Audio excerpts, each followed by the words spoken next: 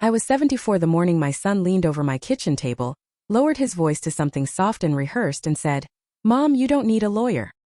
He said it the way someone might soothe a frightened child, patient and falsely gentle. That alone was enough to tell me I probably needed too. The day had begun like most of my mornings. I warmed my hands around a cup of tea while the old house groaned and clicked in familiar ways. My husband used to joke that the house breathed with us. Lately, it breathed only with me, and I had grown used to the hush. What I hadn't grown used to was the new tone my family had adopted, slow, deliberate, bordering on patronizing, as though I were made of thin glass they were waiting to crack. Stuart showed up that morning without calling first. He rarely bothered knocking anymore. He let himself in, eyes sweeping across the room as though appraising what time had worn down since his last visit. His wife, Clara, followed behind him, wearing more perfume than sincerity. She smiled at me with a tight curve of her lips that didn't reach her eyes. "Mom," Stuart began, sliding a chair out as though conducting a meeting. "We've been thinking. The house. It's a lot for you to manage. And finances get complicated at your age." Your age. A favorite phrase of theirs lately, spoken like a diagnosis.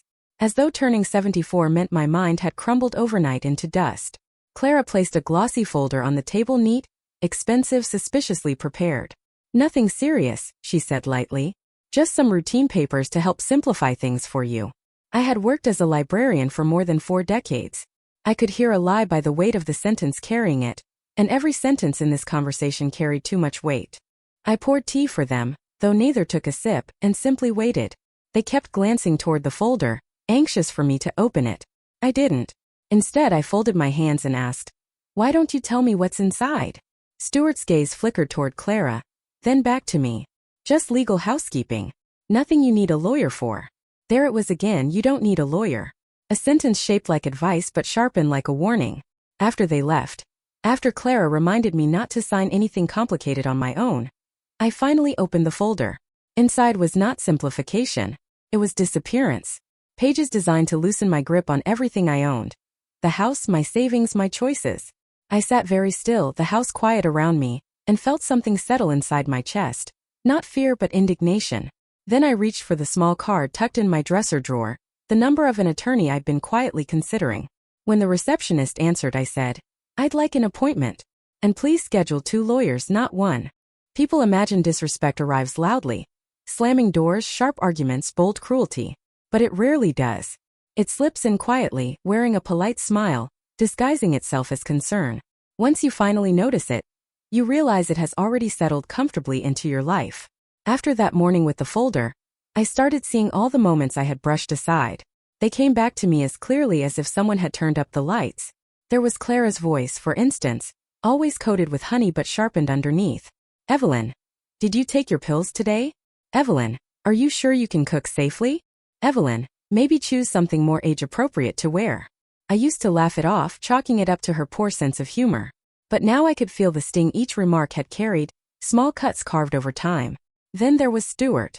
My son, who once talked to me about everything, now only called when he needed something. His phone calls were short, clipped, full of impatience. "Mom, I'm busy. Can this wait?" If I asked a question about his life, irritation. If I asked for a small favor, a sigh. Somehow I had become a burden before I ever asked for anything. And then came the money requests, subtle at first, then becoming as common as weeds in an untended yard. A loan to help them buy a bigger home. A temporary request for Clara's new work laptop. Renovations they wanted me to invest in, which magically ended up on my tab.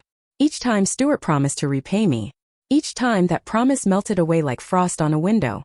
2 weeks before the folder, Clara had appeared with a bag of groceries. "That's kind," I had said. She smiled too brightly. "Well, we're glad you're still able to handle the basics. We just worry." Worry. A word that sounded protective but felt like surveillance. Another time, Stuart wandered through the house, grazing his fingers along the banister. "This place must feel enormous now," he said. "Hard to keep up with. Dangerous even for someone your age." Someone your age. The phrase had become less of an observation and more of an accusation. A few days after the folder incident, Clara dropped in again, unannounced as usual. She hadn't even taken her coat off before she started. "Evelyn, we've been thinking you'd feel much more comfortable somewhere smaller. Somewhere supervised. You know, just for peace of mind." "Whose peace?" I asked. She pretended not to hear me. They weren't trying to simplify my life. They were trying to shrink it. That evening, I stood before the mirror in the bathroom. The woman staring back wasn't helpless. Her hair was silver, her eyes steady. She had lived through heartbreak in long, quiet years and was still standing tall. "You're not fading," I whispered to her reflection. "You're waking up." The next morning, Stuart called again, syrup sweet and insistent. "When are you going to sign, Mom? Don't overthink." Oh, but I intended to think. And act. I opened a fresh page in my notebook and wrote a single heading. Moments I ignored. By the time I stopped writing, I had filled 3 full pages. Rehook, but the true turning point came unexpectedly. On a gray, rainy Tuesday, when Stuart arrived with a thicker envelope and a plan far bolder than the last. The real shift in the air came on a Tuesday, the sort of gray, unremarkable day that normally slips through memory without leaving a trace. A thin drizzle blurred the world outside my windows, the kind of soft rain that makes everything look smudged. I was folding laundry when my phone buzzed. Stuart never called in the morning. Routine mattered more to him than courtesy. That alone told me something was coming. "Mom," he said without greeting, "I'm stopping by after work. We need to go over a few papers together.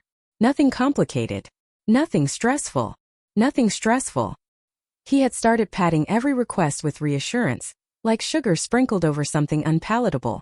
"I'll be here," I replied, the steadiness in my own voice surprising me. That evening, the rain had stopped, but Stuart entered the house shaking water off his coat dramatically, as though he had trudged through a storm just to do me a favor. He didn't bother wiping his shoes. He didn't even comment on the tea I had waiting.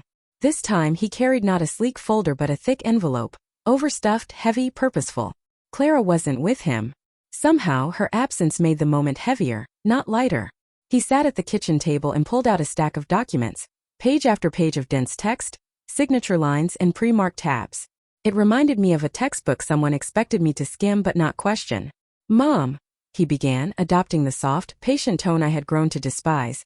"I've spoken with some professionals who specialize in elder finances.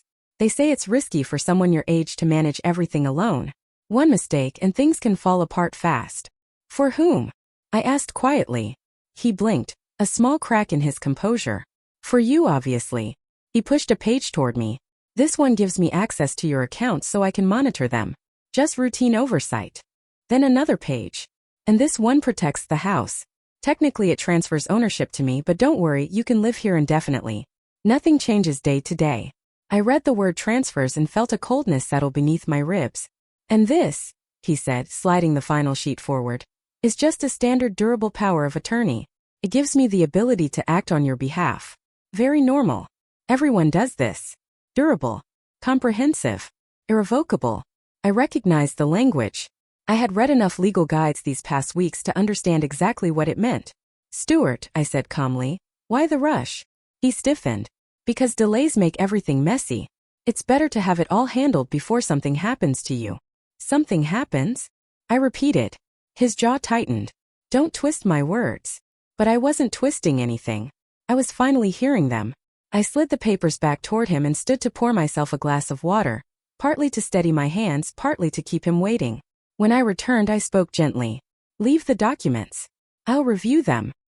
He hesitated, clearly unhappy with the delay, then tapped the stack twice with his fingers, as though sealing a deal I hadn't agreed to, and left without saying goodbye.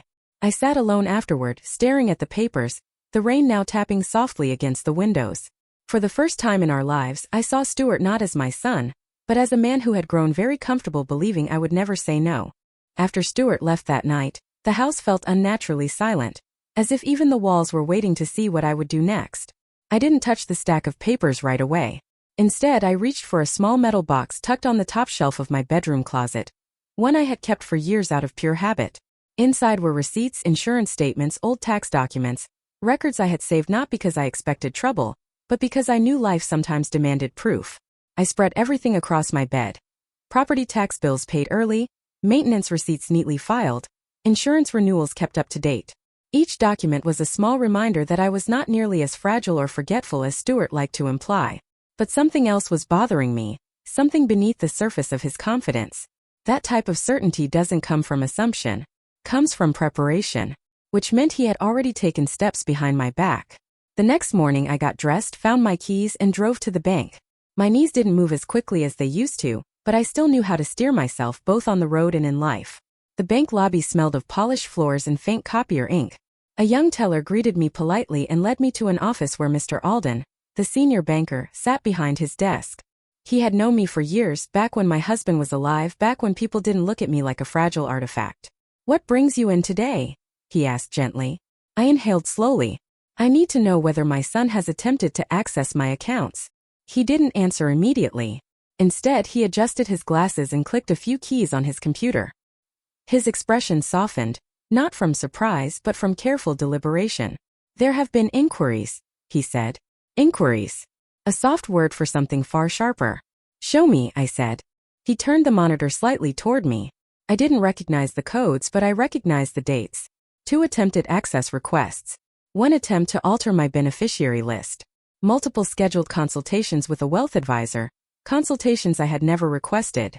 A chill moved through me, not cold but clarifying. "None of these changes were authorized," I said. "That's why nothing was processed," he reassured. "But I recommend tightening your account security." "Do it," I said. "All of it." He spent the next several minutes updating passwords, adding restrictions, and setting up alerts so that any future attempt would notify me immediately. When he finished, he handed me a new folder. "This will protect you," he said. I thanked him and walked back into the sunlight, feeling neither defeated nor afraid. I simply felt awake. Driving home, one memory surfaced. The day Stuart insisted he check the mail for me. I had thought it strange at the time, but now the truth was unmistakable. He had been gathering information, cataloging my habits, preparing. When I returned home, I placed the bank folder beside his documents. 2 piles, one meant to undermine my autonomy, one meant to protect it. And for the first time I felt something resembling strength. The decision to hire a lawyer didn't come in a dramatic burst of courage. It arrived the way most real turning points do, quietly, after a long, steady exhale. I had spent weeks being spoken to as if my judgment had withered, as if my age made me incapable of understanding the shape of my own life. And finally I reached the point where silence felt like surrender. So I put on my gray coat, the one with deep pockets, and tucked the bank documents inside. My hands trembled slightly, not from fear, but from a rising determination that had settled deep into my bones. I drove to a modest little brick building near the post office. I'd passed it countless times but never expected to walk through its doors. The sign read, "Harrison and Bloomfield, Attorneys at Law." Inside, the air smelled faintly of toner and fresh coffee. A young receptionist looked up, surprise flickering across her face. It's funny how people react when someone older steps confidently into a place they don't expect her to be. "Good morning," she said warmly. "Do you have an appointment?" "No," I said. "But I think I need one." She asked my name and the nature of my visit. I set the bank folder on the counter, its weight answering before I spoke. "I need to discuss unauthorized financial attempts involving my estate," I said. "And I'll require 2 attorneys, not 1. Her eyebrows rose slightly, but there was no condescension, only respect. A few minutes later, I was seated in a windowed office with 2 women. Attorney Bloomfield, composed and steady, and Attorney Harris, younger but sharp-eyed and purposeful. They didn't slow their speech. They didn't use a patronizing tone. They addressed me like a capable adult, something I hadn't experienced in quite some time. "What brings you in, Mrs. Marlowe?" Bloomfield asked. I slid the document Stuart had brought across the table. "My son wants me to sign these." They began reading. It didn't take long for their expressions to change. "These are not routine papers," Harris said, brows furrowing. "This one transfers ownership of your home. And this one," Bloomfield added, tapping another page, "grants broad, irreversible control over your finances." Saying the words aloud made them sound heavier, but also clearer. "Yes," I said. "I suspected as much." "Has he pressured you to sign?" Harris asked gently. "Yes." Both women exchanged a look, professional, concerned, resolute. "Mrs. Marlowe," Bloomfield said carefully, "what your son is attempting is not assistance. It qualifies as financial exploitation." The word hit like a cold wind. Not because it was harsh, but because it was accurate. "I don't intend to let him succeed," I said. "Good," Harris replied. "Then let's begin." For the next 40 minutes they drafted protections, legal barriers Stuart could not cross. New authorizations. Alerts. Restrictions. A written record of pressure. A neutral third party designated for future decisions. "And one more thing," Harris added. "Do not tell your son about us. People pushing for control tend to accelerate when they sense resistance." I nodded. "He wants me to sign this weekend." Bloomfield gave a confident, almost fierce smile. Then we'll be there with you. When I stepped outside, the clouds had thinned, sunlight slipping through like a small victory. For the first time in months, I felt something almost like relief. Not because the situation was over, far from it, but because I finally had allies. The days leading up to the weekend passed with the peculiar tension of a house waiting for a storm. Nothing dramatic happened, and yet everything felt charged, like the air before lightning strikes. I spent most of my time quietly preparing, not with fear but with clarity. Stuart called twice on Thursday, once to check on me, once to remind me about the documents. His voice was syrup-sweet but stretched thin with impatience. "Mom, have you gone through the papers yet?" "Yes," I said. "I'm still reviewing." A pause. He didn't like that answer. "Don't make this difficult," he said finally. "We're trying to make your life easier." Funny how often people say easier when what they really mean is easier for them. Clara sent a message too, written in that forced cheerful tone she used when she wanted something. "Let us know if you have questions." Legal paperwork can be confusing for someone your age. I stared at the message a long time. Not angry, simply done. Friday evening they arrived unannounced. Stuart rang the bell twice sharply, as though summoning me. When I opened the door, they stepped inside as though the house already belonged to them. "We thought it'd be best to go over everything together," Clara said, removing her coat without waiting for permission. "You know, to help you understand the difficult parts." "I understand them," I said. "Sit down." They exchanged surprised glances but obeyed. Stuart placed the documents on the table and tapped them with 2 fingers, a gesture he used when he was preparing to direct a situation. "You've had plenty of time," he said. "Let's just finish this tonight." I poured tea slowly, deliberately, and sat across from them. They didn't touch their cups. "Before we talk about signatures," I said, "I want to understand your urgency." "It's not about urgency," he said quickly. "It's about safety." "No," I corrected. "It's about control." Clara bristled. "Evelyn, you're reading too much into this. These are normal documents. Everyone your age needs help." A familiar line. I reached quietly into a drawer and pulled out the envelope containing the bank documentation, dates, attempted access logs, inquiry records. I placed it in the center of the table. Stuart's face drained of color. "What is that?" he asked. "Evidence," I said, "of actions taken without my permission." For a moment the room held its breath. Clara recovered first, her voice sharp. "You're misunderstanding everything." "Explain it then," I said softly. But neither of them spoke. Instead, Clara's smile soured. "You're being dramatic. We're trying to prevent a crisis." "What crisis?" I asked. Again silence. Stuart finally exhaled, frustrated. "Mom, just sign the papers. Why are you making this so complicated?" "Because," I said, "I've finally started paying attention." The quiet that followed was different this time. Not heavy but revealing. Their intentions had been cloaked in soft words and false concern for months. Now under the light they dissolved. "I'm not signing anything," I said. "Not tonight. Not ever." Their faces shifted, shock, anger, disbelief. And for the first time I felt no guilt. Only certainty. The next morning I woke to the sound of my phone buzzing over and over. Sharp, insistent vibrations that sliced through the quiet. First I thought it might be a wrong number. But when I saw the caller ID I knew better. Stuart. 5 missed calls. 2 voicemails. 3 text messages.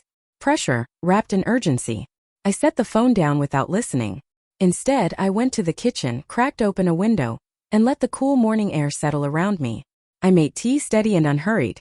If there was anything yesterday had shown me, it was that I didn't need to move according to anyone else's anxieties.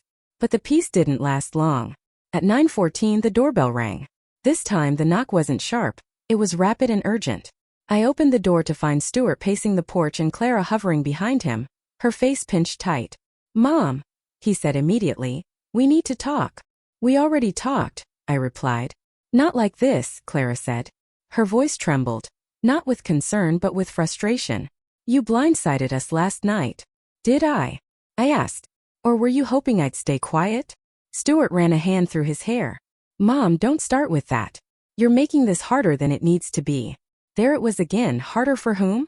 They stepped inside without waiting for permission, though I noticed Clara hesitated for the first time. Maybe the look in my eyes made her unsure. "We just want what's best for you," she said. "No," I answered calmly. "You want control." Stuart's jaw clenched. "You're being paranoid." I didn't argue. Instead, I walked to the living room cabinet and pulled out the folder my attorneys had prepared. Documents outlining exactly what protections were now in place. I placed it on the table. Clara stared at it like it was a live fuse. "What is that?" she demanded. "Boundaries," I said. "Legal ones." Their reactions came exactly as I expected. First denial. "This isn't necessary." Then indignation. "How dare you go behind our backs?" Then the guilt maneuver. "So you don't trust your own family?" "I trust actions," I said softly, "not intentions. And your actions have been very clear." Stuart's face darkened. "You talked to lawyers?" "Yes," I said. "And you didn't tell us?" he snapped. "Why would I?" I asked. "You told me I didn't need one." The silence that followed was thick, but it wasn't mine to fill.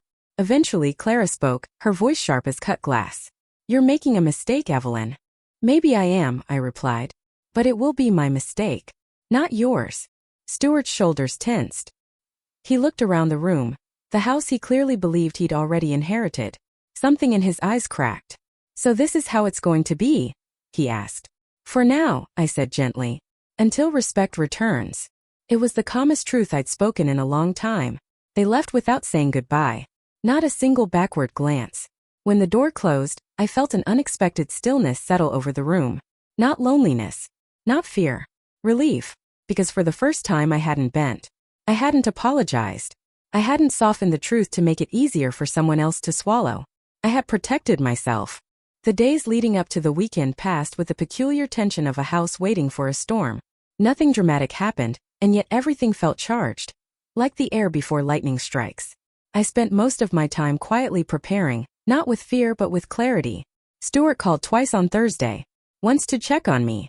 Once to remind me about the documents. His voice was syrup-sweet but stretched thin with impatience. "Mom, have you gone through the papers yet?" "Yes," I said. "I'm still reviewing." A pause. He didn't like that answer. "Don't make this difficult," he said finally. "We're trying to make your life easier." Funny how often people say easier when what they really mean is easier for them. Clara sent a message too. Written in that forced cheerful tone she used when she wanted something. "Let us know if you have questions." Legal paperwork can be confusing for someone your age. I stared at the message a long time. Not angry, simply done. Friday evening they arrived unannounced. Stuart rang the bell twice sharply, as though summoning me. When I opened the door, they stepped inside as though the house already belonged to them. "We thought it'd be best to go over everything together," Clara said, removing her coat without waiting for permission. "You know, to help you understand the difficult parts." "I understand them," I said. "Sit down."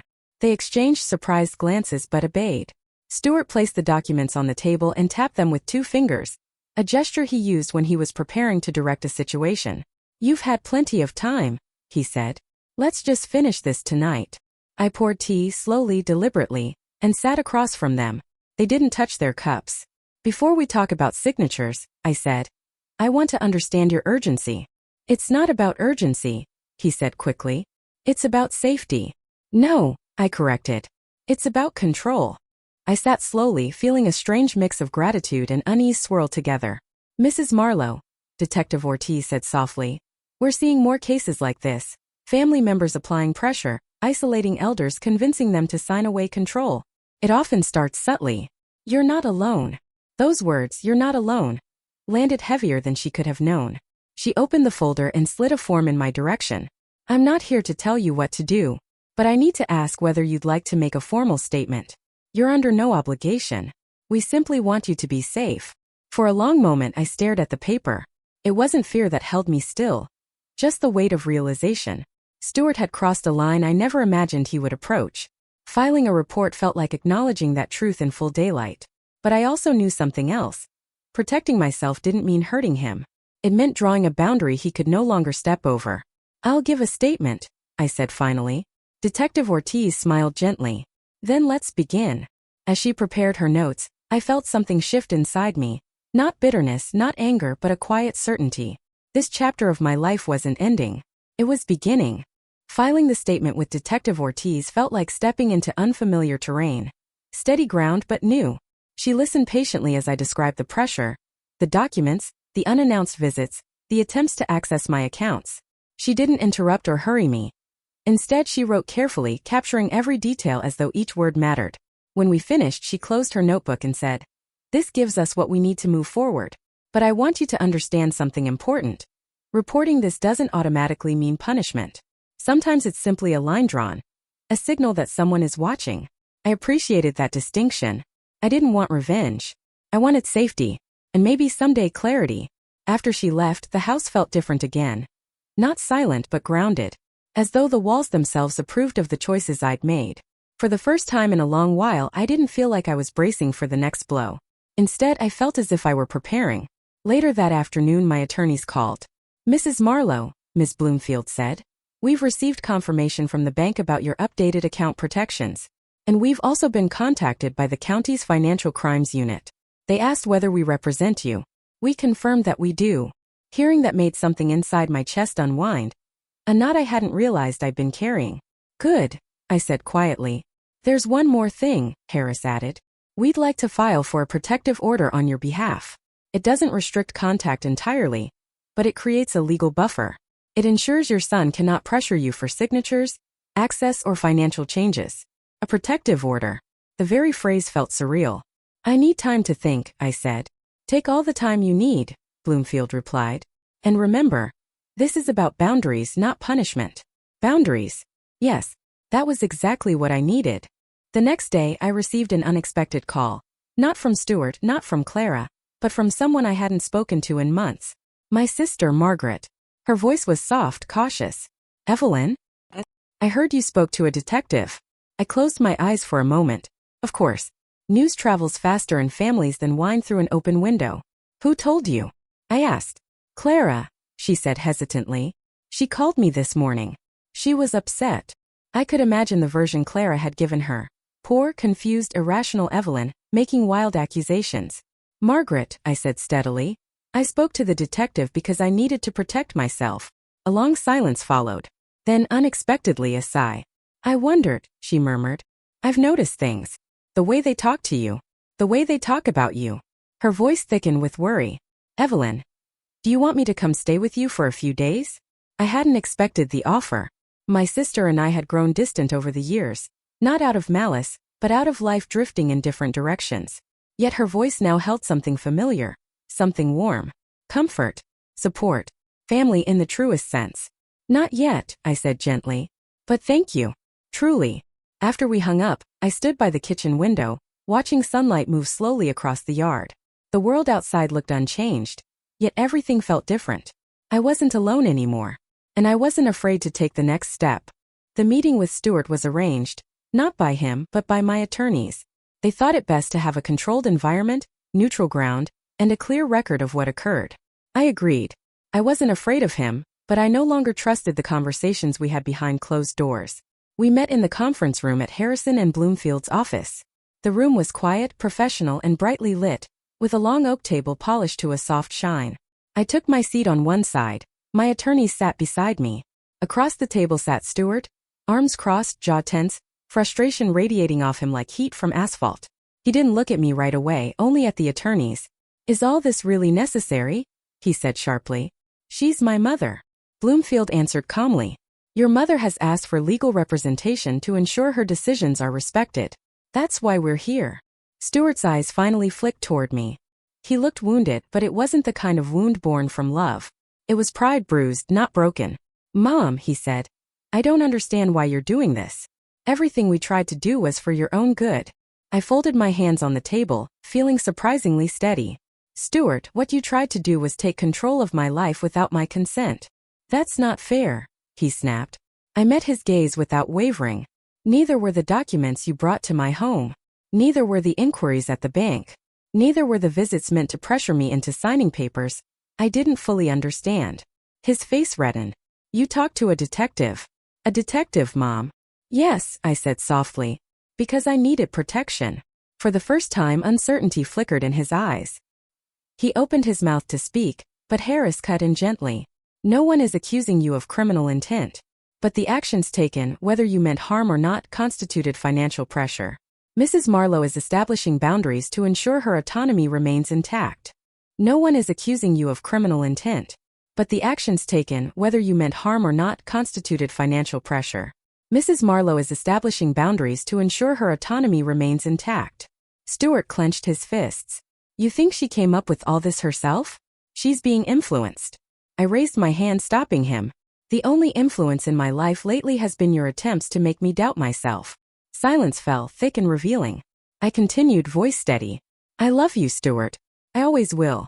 But love does not mean surrender. I'm allowed to protect myself. I'm allowed to make decisions. And I will not be coerced into giving away the life I've built. Something in him cracked then. Not a dramatic collapse, not tears, but a quiet sagging of his shoulders. A realization, maybe. Or just defeat. Fine, he muttered. Do whatever you want. I intend to, I said gently. But the door isn't closed. If you come back with honesty and respect, we can try again. He didn't answer. He stood and left the room without looking back. When the door shut behind him, Bloomfield turned to me with a small, approving nod. You handled that with remarkable strength. For the first time in months, I felt entirely myself again, whole, capable, steady. And when I stepped outside into the sunlight, the world looked brighter, not because the trouble was over, but because I had regained something I thought age might have taken from me. My voice. My power. My life.